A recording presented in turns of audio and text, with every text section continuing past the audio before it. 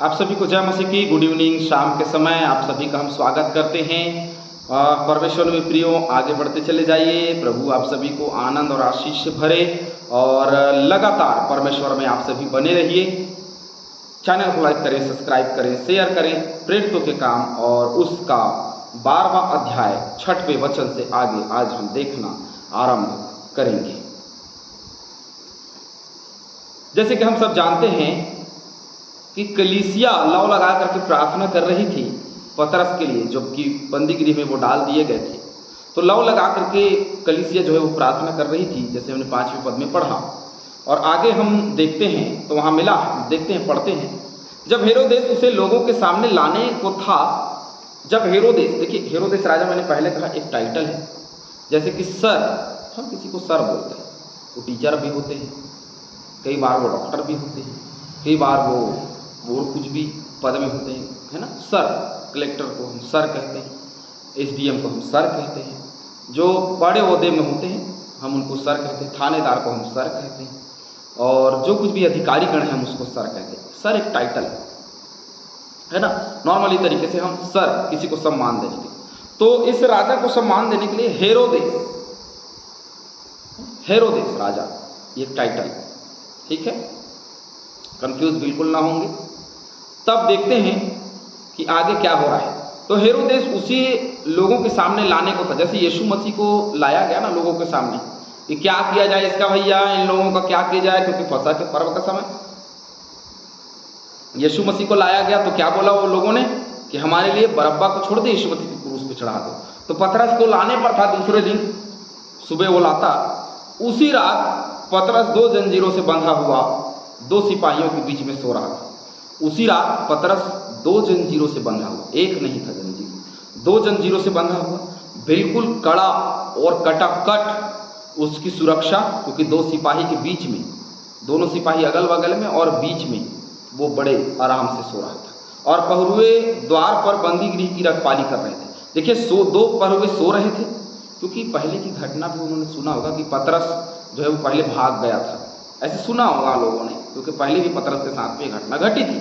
तो बोला कि नहीं अभी तो ठीक है, भाई थोड़ा सा बढ़ा देते हैं, पहले तो भाग गया था पतरस। तो सिपाहियों को थोड़ा कड़ा शासन कर दिया गया। तो 2 सिपाही जो है वो बंदी गृह के बाहर रखवाली कर रहे हैं और 2 सिपाही इसके साथ में सोए हुए हैं, और दोनों के बीच में पतरस जो है वो सोया हुआ है। रखवाली बड़ी तंदुरुस्त है ना, किसी प्रकार की कमी और घटी नहीं है रखवाली करने में। प्रेरितों के काम और 21वां अध्याय और उसके 33 पद में देखते हैं, वहां कुछ वचन है जिसको पढ़ेंगे। तब पलटन के सरदार ने पास आकर उसे पकड़ लिया और 2 जंजीरों से बांधने की आज्ञा देकर पूछने लगा, यह कौन है और इसने क्या किया है। परंतु भीड़ में से कोई कुछ चिल्लाते रहे, और जब हुल्लड़ के मारे ठीक सच्चाई न जान सका तो उसे गढ़ में ले जाने की आज्ञा दी। जब वह सीढ़ी पर पहुंचा तो ऐसा हुआ कि भीड़ के दबाव के मारे सिपाहियों को उसे उठाकर ले जाना पड़ा, क्योंकि लोगों की भीड़ यह चिल्लाती हुई उसके पीछे पड़ी कि उसका अंत कर दो, मतलब उसको क्या कर दो, मार डालो।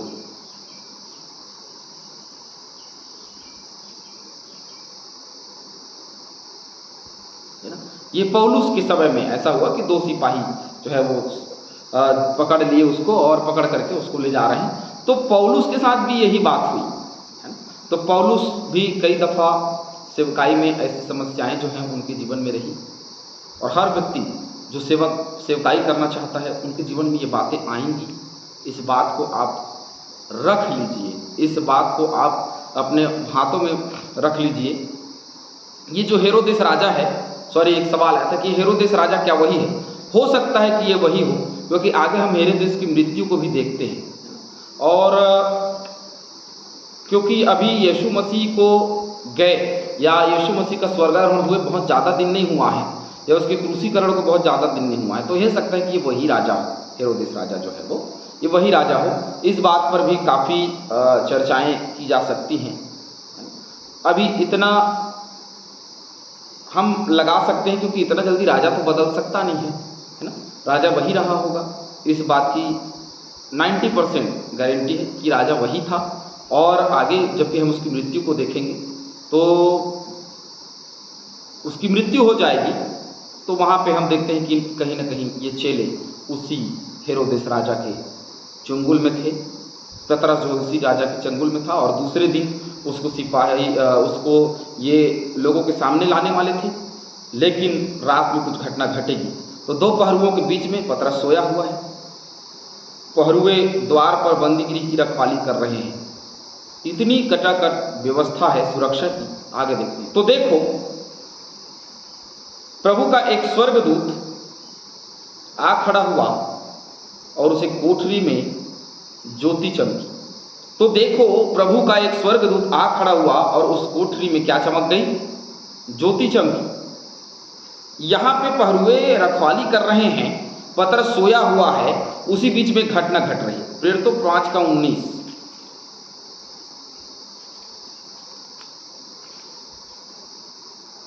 परंतु रात को प्रभु के एक स्वर्गदूत ने बंदी के द्वार खोलकर उन्हें बाहर लाकर कहा। ये पहली घटना जब पतरस के साथ में घटी। अब ये दूसरी घटना है जब कोई स्वर्गदूत आकर के खड़ा हुआ और उस कोठरी में क्या हो गया? ज्योति चमक गई। आगे, और उसने पतरस की पसली पर हाथ मार के उसे जगाया और कहा, उठ जल्दी कर। और उसके हाथों से जंजीरें खुलकर गिर पड़ी। ये असर किसका है पता है आपको? ये असर लौ लगा करके उसकी कलीसिया जो प्रार्थना कर रही थी उसका है। ये असर पतरस के सेवकाई का, उसकी ईमानदारी का, उसके आत्मिक उन्नति का, उसकी बढ़ोतरी का। हालेलुया। क्योंकि परमेश्वर यहोवा सचमुच में इतना सच्चा है। यदि कोई सच्चाई के साथ में सेवकाई करे, यदि कोई बड़े ही ईमानदारी के साथ में सेवकाई करे, तो सचमुच में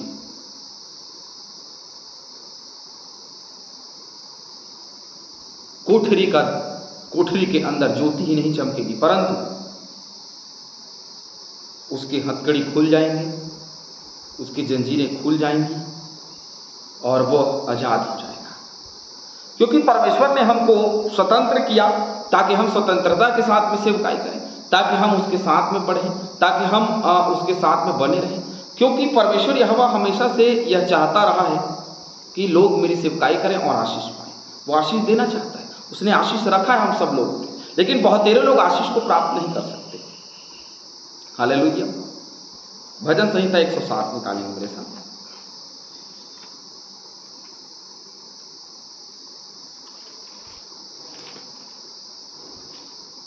भजन संहिता 107 उसका 14। उसने उनको अंधियारे और मृत्यु की छाया में से निकाल लिया और उनके बंधनों को तोड़ डाला। ये भजनकार दाऊद ने स्पष्ट रूप से यहां लिख दिया है। तो जब ये वचन हमारे साथ है, जब एक गवाही हमारे साथ है कि उसने उसको अंधियारे और मृत्यु की छाया में से निकाल लिया और उनके बंधनों को तोड़ दिया। प्रेरितों 16:26 मेरे साथ निकाल लीजिएगा। प्रेरितों के काम में ही 16:26।